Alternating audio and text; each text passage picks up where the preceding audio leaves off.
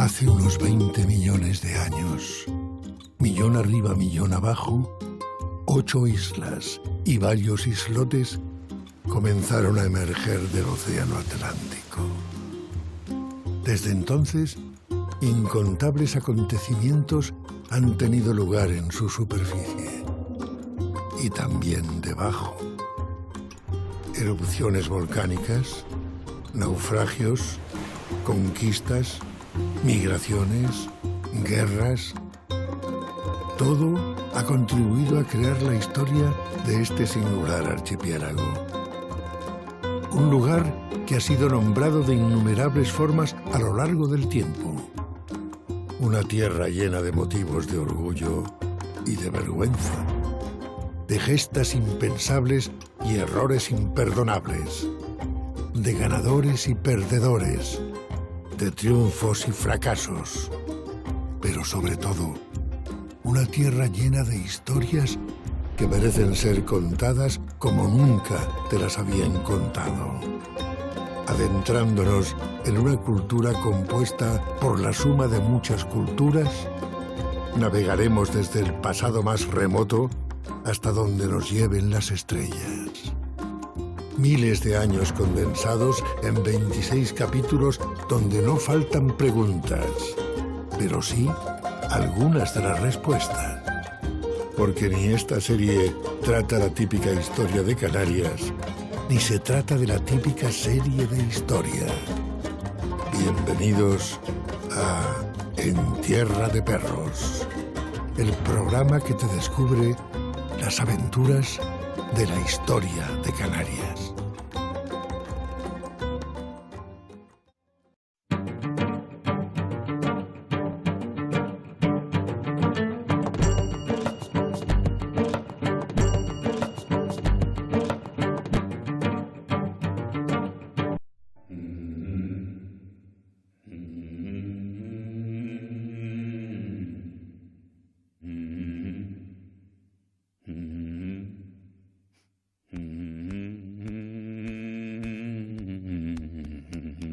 De los impuestos es un coñazo, pero esas recaudaciones, esos tributos o tasas o arbitrios que pagamos han forjado la historia de esta tierra de perros, que también eso, en cosas de perras, siempre ha ido un poco por libre con respecto al resto del territorio español.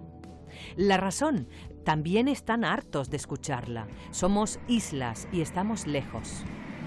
Esta es la historia de cómo hemos contribuido a las arcas del Estado desde la conquista a nuestros días y de qué hemos recibido a cambio.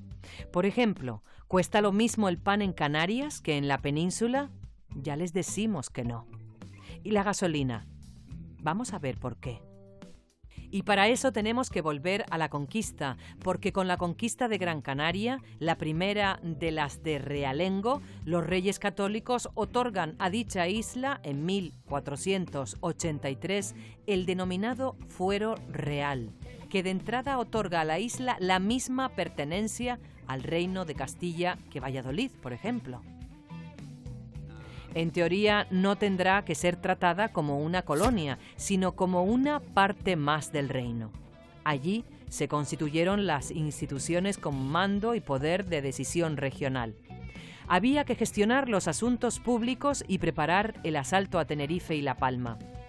Tras su conquista, la corona trasladaría también a esas dos islas la política tradicional de los reyes de Castilla y Aragón, que daban fueros como churros a los territorios que anexionaban para regular y fiscalizar las actuaciones de sus súbditos. Aquí se conservan algunos documentos relacionados con los impuestos. Por ejemplo, es muy relevante los documentos que reflejan los impuestos de quinto, la quinta parte que se cobraba, y también, por ejemplo, el impuesto del tabaco, que era una renta que se cobraba también sobre este producto. Con la llegada de la época contemporánea, Teguise, lamentablemente, pierde la capitalidad. Aún así, Teguise es un referente muy importante por su extensión, es un municipio muy extenso, incluyendo, por ejemplo, a La Graciosa, y la llegada de la época contemporánea también hace que el municipio multiplique sus servicios. Aparecen los catastros, y también las que controlan las edificaciones, las obras públicas y las obras privadas, por ejemplo las licencias de obra, etcétera, etcétera.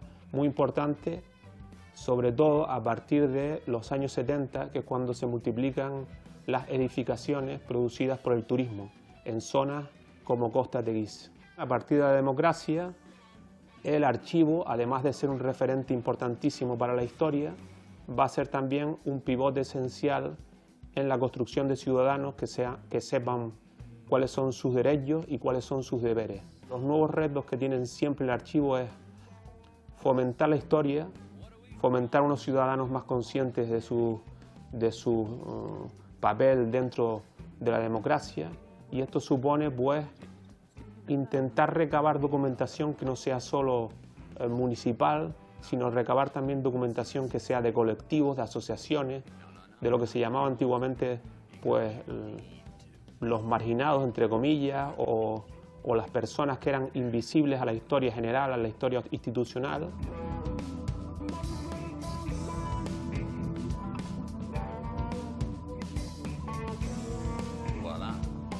La mayor parte de los documentos que se conservan son de contribuciones.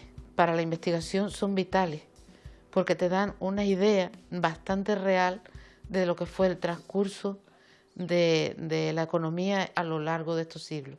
Hoy día, en este momento, tenemos una subvención del Gobierno de Canarias con la cual se está digitalizando toda esa documentación sobre impuestos de todo tipo y también sobre los padrones de propietarios de las distintas épocas. El fuero viene a constituir la base jurídica del municipio, que era la unidad territorial del reino. En nuestro caso, un cabildo, un municipio. Pero el fuero reconoce más cosas, que estamos lejos, que somos islas, que estamos separadas unas de otras y que nuestro territorio es muy pequeño. Y que todas esas cuestiones tendrán que ser tenidas en cuenta a la hora de facilitar el desarrollo económico de sus habitantes, en primer lugar, a la hora de pagar tributos. Conquistados, sí. Parte de la corona, también, pero con compensaciones por estar lejos. El sistema fiscal en realengo fue siempre más favorable.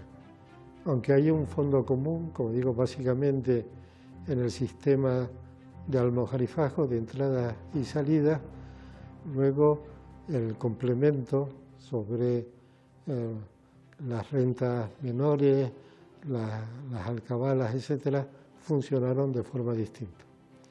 En primer lugar, porque al tratarse de un señorío pequeño, dividido entre varios señores, intentaron siempre, digamos, recabar renta, digamos, aumentando la presión.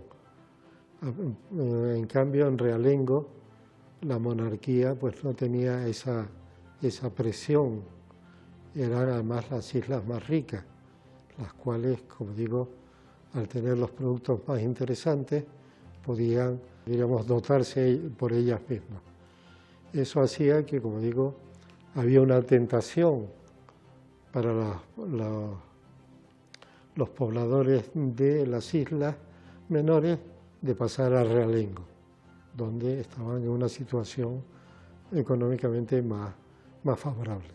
En las otras 4 de señorío imperaba una gestión feudal más o menos adaptada a las normas de Castilla y Aragón, sobre todo en lo relativo al pago de impuestos y al sometimiento de sus señores a la corona. La fiscalidad tenemos que partir de la base de que la fiscalidad en el mundo del antiguo régimen era distinta a la actual. O sea, cada territorio tenía sus impuestos y sus privilegios con respecto a la corona, se pagaba más por unas cosas, menos por otras.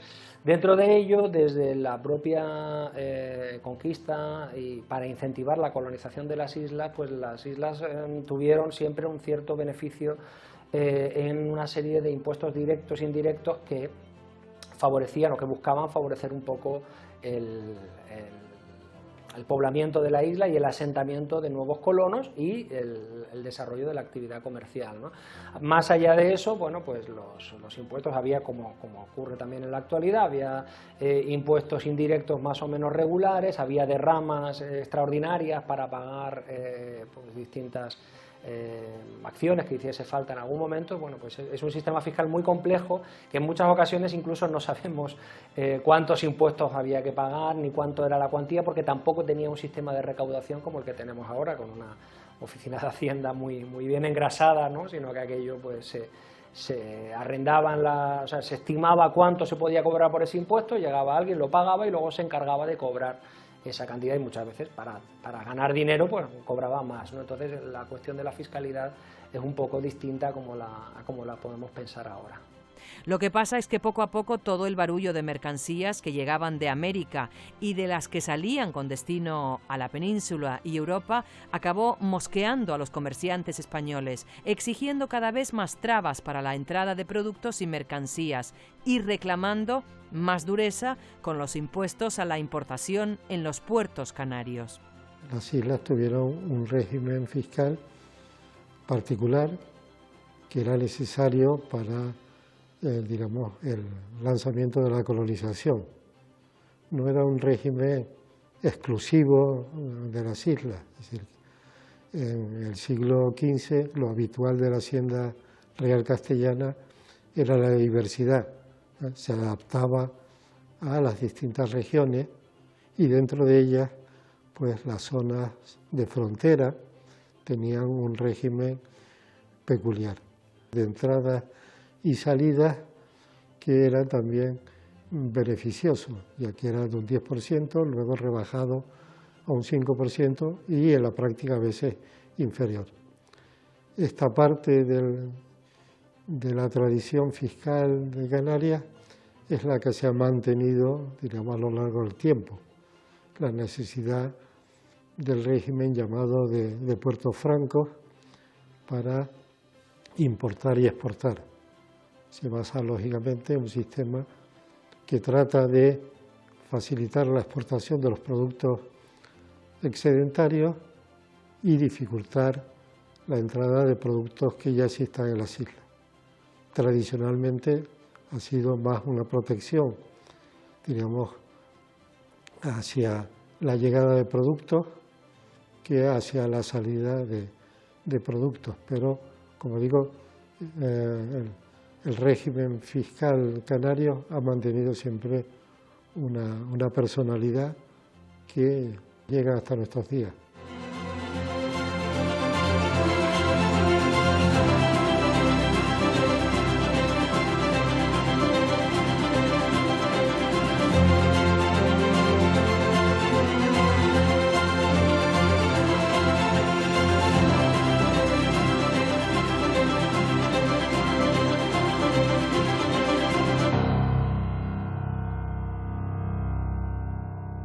Esta tierra de perros estaba en la cresta de la ola en el siglo XVI, porque las exportaciones fuera de España marchaban viento en popa, pero al final, a partir de 1700, ese boom exportador dejó de traer divisas, pero las trabas aduaneras españolas continuaban para Canarias.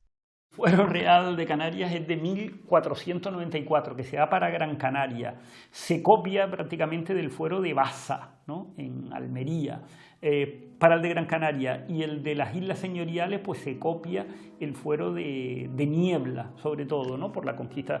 Niebla era un condado señorial también, pues un poco el fuero político se toma de ahí, pero por esta necesidad de ocupar las islas, de poblarlas y de ponerlas en producción, se le dan algunas prerrogativas, sobre todo a Gran Canaria, que dentro de las tres islas de Realengo, Gran Canaria, La Palma y Tenerife, es la primera que va a ser conquistada. La conquista de Canarias de 1478, se funda la ciudad el 24 de junio de 1478 y se le dan una serie de prerrogativas, sobre todo a partir de 1487. No se le ponen toda una serie de impuestos que había en otros lugares de la península, sobre todo el impuesto de la alcabala, que grababa que grababa todos los productos. Únicamente se va a aplicar, y de manera bastante rebajada, el impuesto del almojarifazgo, que que en un primer momento se establece en el 3%, luego se va al 5, al 6, fue subiendo, pero siempre fue bajo, más bajo que en otros lugares de la corona, para posibilitar eso, el desarrollo y la ocupación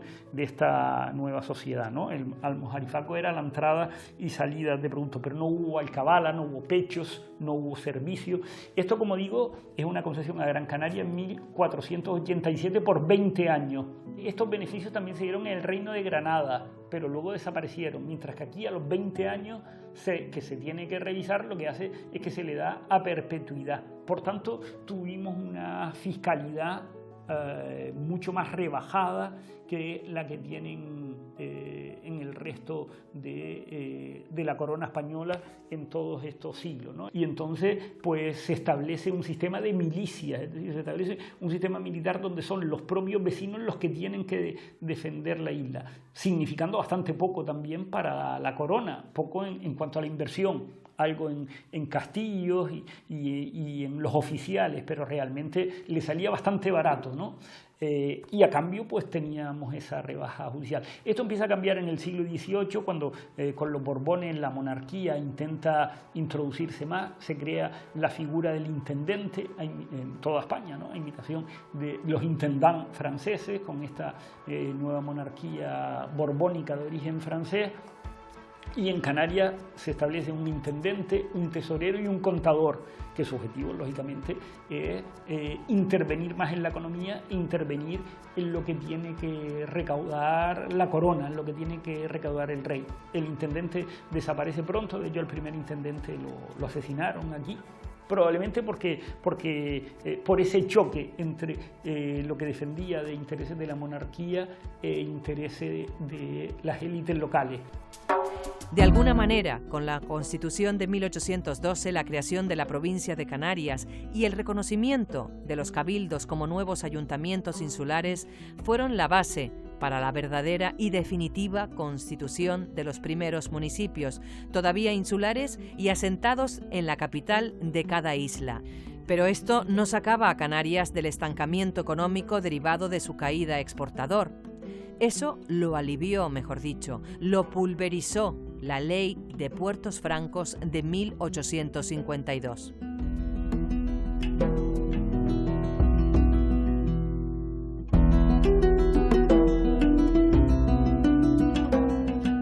El texto de Juan Bravo Murillo, presentando la ley a Isabel II, es tan revelador y tan poco conocido que merece la pena recrearse en él, sobre todo porque cambió la vida isleña hasta 1972, momento en que la Belle Époque llegó a su fin para dar paso al formal y riguroso régimen económico y fiscal. Entre todos los que tienen la dicha de vivir bajo el blando cetro de vuestra majestad, difícilmente se hallarán otros a quienes la providencia haya colocado más ventajosamente sobre la superficie del globo que los que habitan aquellas islas que los antiguos llamaron fortunadas. Y sin embargo, contra todo lo que de los beneficios de la naturaleza parece que debería esperarse, pocos habrá en todos los dominios españoles cuya suerte sea menos lisonjera. Bravo Murillo lo borda, tras la advertencia, la cruda realidad que pide a gritos lo que él mismo trae bajo el brazo. De los buques que cruzan por aquellas aguas, apenas hay quien deje allí resultados mercantiles de su tránsito. Los más saludan de lejos al pico de Teide, como si Dios hubiera levantado aquella maravilla para la estéril admiración de los hombres. Entretanto, el país va precipitándose en una decadencia visible. Los cultivos se abandonan, la especulación desaparece, la miseria cunde. Por fortuna, señora, las lanas, los cereales, las maderas de construcción y las producciones todas que encierran el África en su abrasado seno irán a Canarias buscando la libertad de comercio. Entonces, y solo entonces, se palparán las numerosas ventajas que lleva consigo el Puerto Franco, que algunos se empeñan en negar, acaso porque ignoran que la libertad de comercio es una verdad sancionada y admitida por la ciencia económica. Fernando León y Castillo. Claro, Fernando León y Castillo es un personaje, yo me atrevería a decir que es el personaje más influyente, no diría el más importante, el más influyente sin duda en Gran Canaria. Fue abogado y periodista, empezó muy pronto y tuvo representación en el Congreso desde la Primera República incluso, donde por cierto hacía oposición al proyecto de Constitución Federal republicano, y luego es el gran representante del periodo que se llama la Restauración en la historia de España. La Restauración pues empieza cuando acaba la Primera República, 1874-75, hasta 1923, y Fernando León y Castillo muere en 1918. Entonces él procedía de la burguesía agraria, y era el representante de esa clase social y el representante de la política de la Restauración. Él mantenía el control en Canarias y sobre todo en las Canarias orientales, y fue ministro plenipotenciario en el Tratado de París de 1900, que es cuando se reparte en África. Guinea Ecuatorial queda para España, y de hecho esta parte a nivel local él se da cuenta que lo importante son los puertos. Estamos cambiando, estamos en el momento de la implantación del modelo periférico a nivel mundial, y entonces la clave en ese momento van a ser los puertos, y encarga a su hermano, que era ingeniero, Juan León y Castillo, la construcción del puerto de La Luz y de Las Palmas en Gran Canaria, y el puerto de Santa Cruz de Tenerife.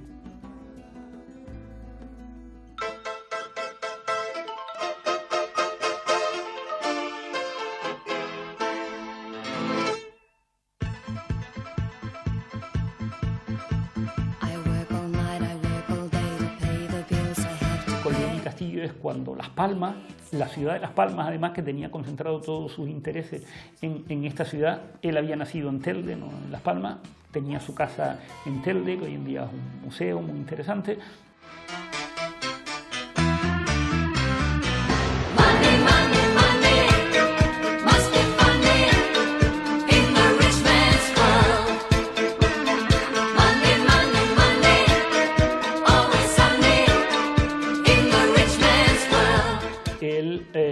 Pues consigue que la ciudad de Las Palmas pasara a ser hegemónica económicamente.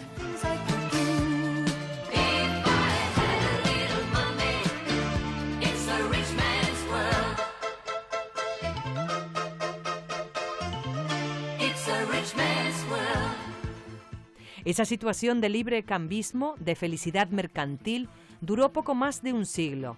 La medida supuso un espaldarazo a la economía canaria, respaldando franquicias de baja fiscalidad en los puertos para fomentar el comercio y la exportación.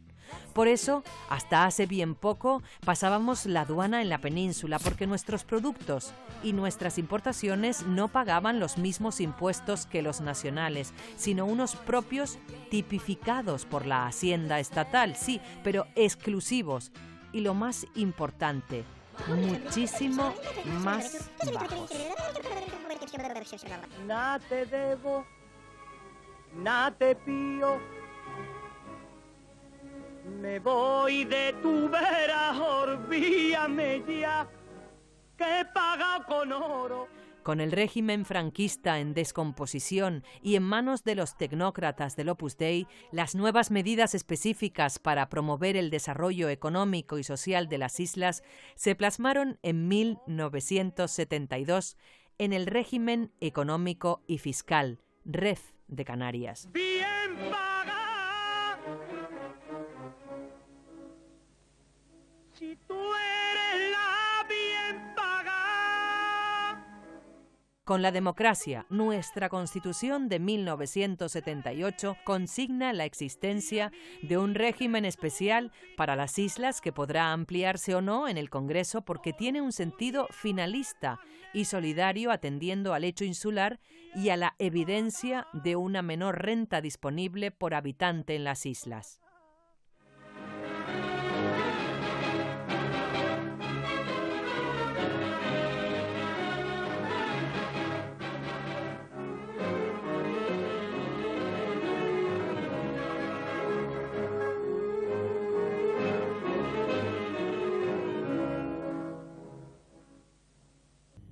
Y todo ello queremos lograrlo a través de la moderación, el diálogo y el pacto, porque nadie puede pretender que su verdad sea la única. todos, al levantar la vista, veremos una tierra que ponga libertad. Hermano, aquí mi mano será tuya mi frente, y tu gesto de siempre caerá sin levantar. Huracanes de miedo ante la libertad. Haremos el camino en un mismo trazado, uniendo nuestros hombros para así levantar. El REF del 91 nos trae además la Zona Especial Canaria, áreas de baja fiscalidad para promover la economía y el empleo. La Zona Franca, que exime de impuestos a las mercancías en tránsito, mantiene parte del arbitrio insular a la entrada de mercancías y crea mecanismos de imposición directa exclusivos, como otra palabrota de las gordas, la RIC. Se trata de ayudas, descuentos y medidas para hacernos la vida menos costosa y para conseguir el incremento del bienestar social a través del empleo y el desarrollo económico. La reforma del año 91 nos trajo la compensación europea en forma de otra palabrota, el POSEICAN, un programa de opciones específicas por nuestra lejanía e insularidad y también un impuesto indirecto específico para Canarias, el IJIC, mucho más bajo que el IVA que grava el consumo. Por ejemplo, los descuentos de residentes para viajar entre islas o con la península están consignados en el REF económico. Pero sin fueros, puertos francos y REF, tal vez habría sido mejor irse con Inglaterra, que en Gibraltar dicen que se vive bien. En serio, lo importante es tener claro que nadie nos regala nada, que si Canarias fue incorporada por la fuerza Castilla, hoy España, y si le fue otorgado un sistema que trata de compensar económica y fiscalmente lo lejos que estamos y nuestra condición de islas, estamos en nuestro derecho de exigirlo y de conocerlo. Habrá un día